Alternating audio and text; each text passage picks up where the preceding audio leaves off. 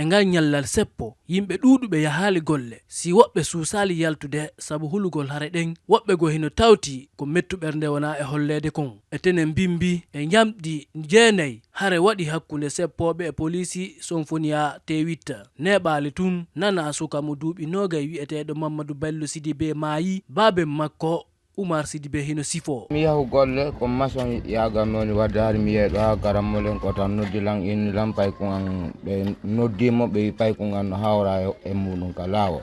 mi ari ɗo mi tawi ɓe fellimo ka reedu donc mi landi toon ɓe ni ko taxi moto wonno gorde ka Carrefour ga bon o jillidira taxi moto e maçonnerie tigi tigi golle makko ɗen ko toliri ono wadde kono si ɓe ala golle o jokka elam ka maçonnerie ou bien o waɗa taxi moto yaga